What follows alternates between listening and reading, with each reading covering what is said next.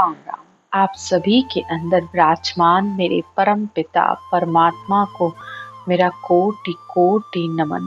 हमारा सतगुरु सुखराम जी महाराज के ग्रंथ में उपदेश का अंग आज शुरू हो रहा है। उपदेश उपदेश का वैसे तो मतलब ज्ञान है कि जो केवली भगवंतों के द्वारा हमें ज्ञान मिलता है, जो हमें ये बताते हैं कि माया क्या है, ब्रह्म क्या है, ये आत्मा रूपी ब्रह्म परमात्म ब्रह्म में कैसे मिले, कैसे इस माया से अलग हो, उसका भेद और विधि, ये सब हमें केवली संतों से मिलता है इसका ज्ञान। और उपदेश का दूसरा अर्थ भी आप ये भी समझ सकते हैं, उप यानी ऊपर, देश यानी वो जो परमात्मा का देश है, इन तीन लोकों से तो ऊपर है। स्वर्ग, मैखुट, पाताल, इन सब से ऊपर वो परमात्मा का देश है।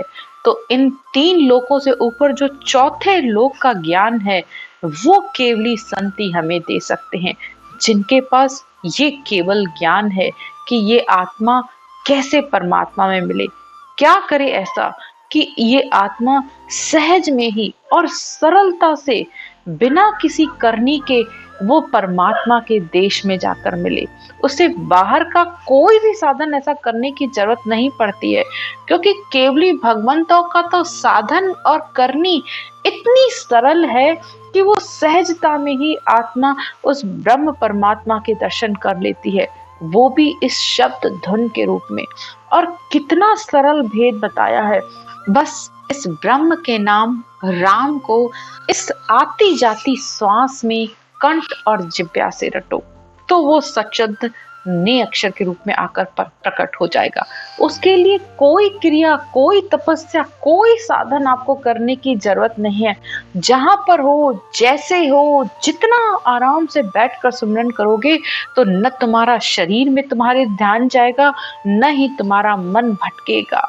जा दिन सो सुमिरन लगा, निश दिन धारो धार, चेतन हुआ पल दोए में, जागी नाड़ विचार। जिस दिन ये आत्मा एक 10 मिनट भी नहीं लगते हैं, जब इस कंठ और जिह्वा से जब वो सुमिरन करती है, तो पूरे शरीर में कंपन होने लगता है, पूरा शरीर का हिल जाता है। तो ये कोई मामूली बात नहीं है, ये शब्द आने की निशानी है। 2 पल में आकर वो चेतन हो गया, इस कंठ कमल पर आकर वो जागृत हो गया, और तुम इसे ऐसे ही छोड़ देते हो, इतना हल्के में ले लेते हो ज्ञान को। ज्ञान को ध्यान से बिल्कुल अच्छे से सुनो, थोड़ा सुनो, फिर उसको बैठ के मनन करो कि क्या कहा जा रहा है, क्या बोला जा रहा है।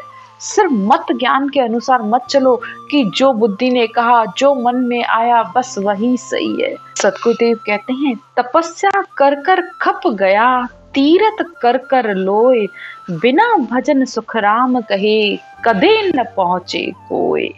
कि बिना सुमरन के, बिना नाम जप के न पहले कभी कोई पहुंचा है, न आज कभी कोई पहुंचेगा।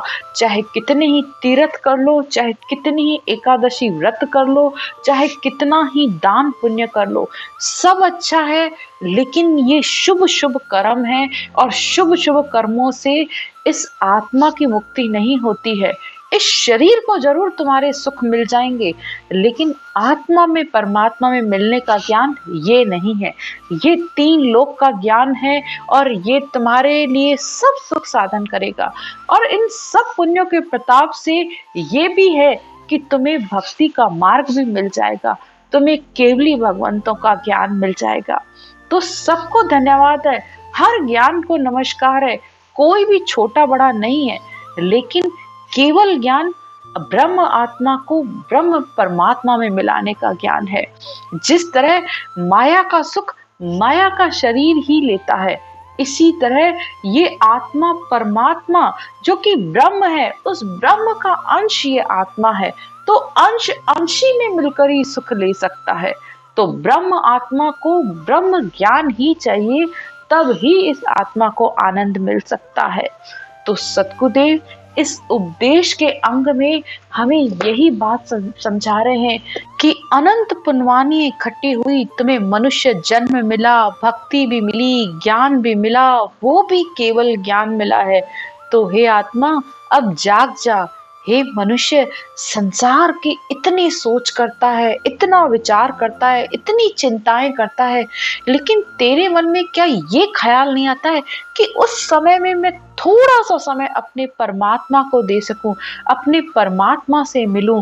क्या तुम्हारे मन में इतना भी विचार नहीं आता है कि संसार की बातों के बराबर भी तुम ज्ञान और परमात्मा की जरूरत महसूस नहीं करते हो, जबकि तुम्हें अच्छे से पता है कि इस संसार का दुख आत्मा का तब तक नहीं मिटता है। आत्मा का सबसे बड़ा दुख तो उसका जन्म मरण का दुख है।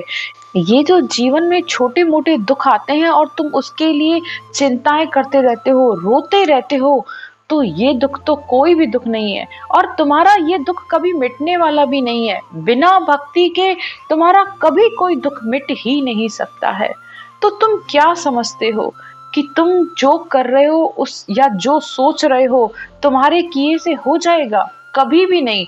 होनहार तो पहले हो रखी है, तुम तो सिर्फ उसको करने वाले हो। उस परमात्मा ने सब कुछ सोच रखा है।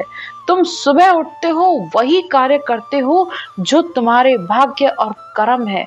कर्मों के अनुसार ही तुम्हारी दिनचर्या बनती है, और उसी सब कुछ बना हुआ रखा है, सिर्फ तुम उस पर निमित्त मात्र बनते हो, चलने वाले बनते हो। तो क्यों अपने आप को इतना शर्मिंदा करते हो? क्या परमात्मा के आगे तुम अपना कैसे मुंह दिखाओगे? तो हे मनुष्य, थोड़ा सोचकर, थोड़ा विचार कर। इन्हीं सब बातों को आज सतगुरुदेव इस उपदेश के अंग में हमें समझा रहे हैं, ज्ञान दे रहे हैं कि हे मनुष्य, चार पहर धंधो करे, साँझ हताया जाए। सारा दिन तो काम में चला जाता है, स्त्री का घर के काम में, पुरुष का बाहर के धंधे में, और फिर जब शाम होती है, थक कर आते हो, तो आज के समय के हिसाब से तो मोबाइल या टीवी देख। और जब ये नहीं थे तो लोग शाम को एक जगह इकट्ठे हो जाते थे चौपाल पर, और बैठ के किसी की निंदा, किसी की बुराई, किसी से राग द्वेष और दुनिया भर की बातें करते रहते हो, थकते ही नहीं थे उन बातों से। और आज भी फोन पे भी तुम वही करते हो, या तो देखते हो कुछ ना कुछ, और या नहीं तो फोन पे लगे रहते हो। कितनी बातें हैं तुम्हारे अंदर कि तुम्हारा मुंह भी नहीं थकता है, तुम्हारा मन भी नहीं थकता है, जो हर समय कुछ ना कुछ करने का विचार करता रहता है। बस एक विचार नहीं आता है, तो परमात्मा प्राप्ति का विचार नहीं आता है। झूठी जोड़ा छेड़ कर, बदबाद कहे नर आए। कितना झूठ और सच बोलते हो। झूठी बातों को तो इतना बड़ा बड़ा चढ़ाकर एक दूसरे को बोलते रहते हो। ध्यान देना, कभी आप देखना, जब आप एक बात कहोगे ना, जब वो दूसरे तक जाती है तो वो कुछ और हो जाती है, और दूसरे से तीसरे तक आती है तो वो बात बदल के कुछ और आती है, और तीसरे से जब चौथे की तरफ जाती है तो उस बात का मतलब ही बिल्कुल बदल जाता है। तो कितना झूठ का तुमने फैलावा कर रखा है, इतना भी डर नहीं लगता है? कितने कर्म के तुम भागी बनोगे? फिर सतगुरुदेव आकर समझाते हुए कहते हैं, बद बात कहे नर आए, पछे सूतो घर जाए। और जब बातें करके थक गए, घर गए और जाकर सो गए। होए सपना में जीत। अब जो सारा दिन में किया, सुबह से लेकर धंधा किया, बातें की, बुराइयां की, जो भी किया, अब सपने भी तुम्हें उसी अनुसार आते हैं, सपने भी तुम्हें उसी अनुसार दिखते रहते हो। पढ़े दो जख के माई, सुखराम गुरुदेव बिन यूं नर गोता खाए। सतगुरुदेव कहते हैं कि बिना भक्ति के, बिना ज्ञान के तुम बस ये नर गोते ही खाता रहता है, और निंदा और चुगलियां कर करके अपने लिए नरक के दरवाजे खोल लेता है। चार पहर धंधो करे, साँझ हताया जाए। तो बिना ज्ञान और बिना भक्ति के सिर्फ दुख ही भोगते रहते हो, और फिर शिकायत करते रहते हो कि हे परमात्मा, मेरे जीवन में इतना दुख क्यों? तुमने किया क्या, कर क्या रहे हो? तो जो करोगे वही तो आगे तुम्हें मिलेगा। परमात्मा का तो सीधा सीधा नियम है, बिल्कुल सरल। करनी जीवा हाथ दी, फल करनी के माए। कि भाई तुम कर्म करने में पूरी तरह स्वतंत्र हो। तुम्हें कोई रोक टोक नहीं है, जो चाहिए तुम कर सकते हो। इस मनुष्य शरीर का गुण ही यही है। तुम अच्छा करोगे, तुम्हारे लिए अच्छा तैयार है। तुम बुरा करते हो, तुम्हारे लिए नरक का दरवाजा तैयार है। और इसी से ही इस आत्मा को तो ब्रह्म परमात्मा में मिला सकते हो। सब कुछ इस शरीर से संभव है, लेकिन तुम जो करोगे आएगा तो वही हाथ में। कह सुखराम इन कारण सुख दुख भुगते आए। तो सतगुरुदेव कहते हैं कि तुम जो भी भुगतते हो, सब अपने कर्मों के अनुसार भुगतते हो। अब सतगुरुदेव हमें कई संसार के उदाहरण देकर समझाते हैं। पैसों घर गमे सोच सोच छाली नहीं आया। अगर थोड़ा सा भी पैसा गुम हो जाए या कहीं गिर जाए या आप भूल जाओ तो कितने परेशान हो जाते हो। सारा दिन आपका सोच और फिक्र में चला जाता है। कहाँ गया, कहाँ रखा, कुछ हो तो नहीं गया, चोरी तो नहीं हो गया, कितने विचार करते रहते हो। और अगर खेती भले निनाण खींच नहीं समधी खाया। ये सारे उदाहरण जो सतगुरुदेव दे रहे हैं, ये उस समय के अनुसार हैं जब वो उस समय खेती होती थी या जो खेत में काम कर रहे थे। जैसे उनके घर कोई मेहमान आ गया, अब खेती तो अच्छी हुई नहीं, तो वो अपने घर समधी आए हैं तो उनको क्या खिलाएगा। और अगर वो खा के नहीं गए तो उसे हमेशा अंदर से डर लगा रहेगा कि वो क्या कहेंगे, क्या सोचेंगे। तो कितना सोच विचार है। खोटी हुए दिन एक सोच भूटा जीव खावे। आरो बिगड़ जाए सोच कण नहीं बुआवे। तो सतगुरुदेव यही उदाहरण देकर समझाते हैं कि अगर घर में कोई मेहमान आ जाए और आप उसके लिए कुछ अच्छा नहीं कर पाए, या कोई बड़ा आदमी आ जाए, तो आप कितनी चीजें तैयार करने में लग जाते हो। उसके लिए, स्वागत के लिए दुनिया भर पूरा दिन लगा देते हो, सजावट में, उसके खाने में पूरा दिन तुम्हारा लग जाता है। लेकिन इतना सोच विचार एक मनुष्य के लिए करते हो कि वो आएगा तो मैं उसे ये खिलाऊंगा, वो आएगा तो मैं इस तरीके से उसका स्वागत करता हूँ। लेकिन परमात्मा जिसने तुम्हें ये मनुष्य शरीर दिया किस लिए था कि हे आत्मा जाओ और संसार में भक्ति करके आके मुझ में आकर मिलो, तो मैं तुम्हारे सारे दुखों को दूर कर दूंगा। तो उस बारे में तुम जरा सा भी नहीं सोचते हो। लाख बात बहुत सोच रे नाना वे नर लोय। यानी लाखों बातों का सोच विचार तुम्हारे अंदर चलता रहता है। दीर्घ मानव सुखराम कहे एक भजन सोच नहीं होए। तो सतगुरुदेव कहते हैं कि धिक्कार है तुम्हारे मनुष्य जन्म पर कि एक सिर्फ भजन का, सिर्फ परमात्मा के नाम के बारे में नहीं सोचते हो, बाकी सब कुछ सोचते रहते हो।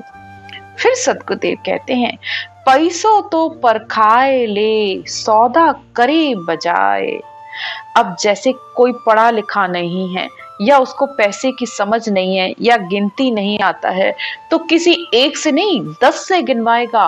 और अगर किसी दूसरे देश में चले जाओगे तो तुम्हें अगर उसके वहां के पैसों की समझ नहीं होगी ना, तब भी तुम एक एक से पूछोगे, दुनिया भर के गूगल चेक करोगे, फोन में चेक करोगे, किसी से जानकार से पूछोगे।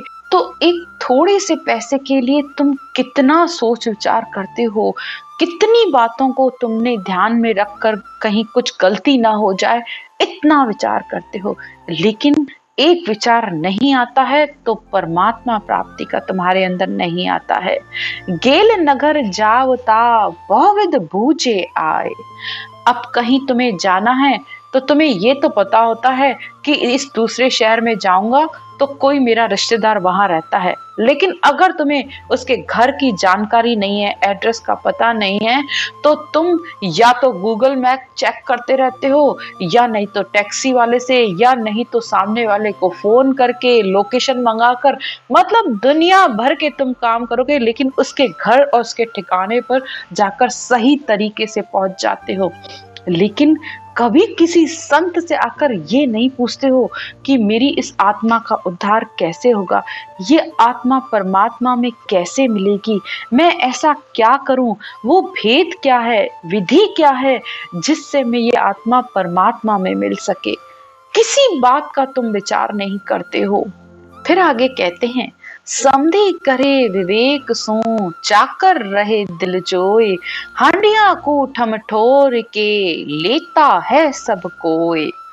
अब कोई रिश्ता भी जोड़ना होगा ना अपने बेटे या बेटी का, तो 10 जगह से पूछते हो, एक एक से पूछते हो, पूरी उसकी जानकारी निकालते हो, जन्म कुंडलियां तक भी मिलाते रहते हो, कितना सोच विचार करते हो। एक काम करने के लिए नौकर भी घर में रखते हो ना, तब भी सोच विचार कर रखते हो, उसका पूरा आईडी प्रूफ अपने पास रखते हो।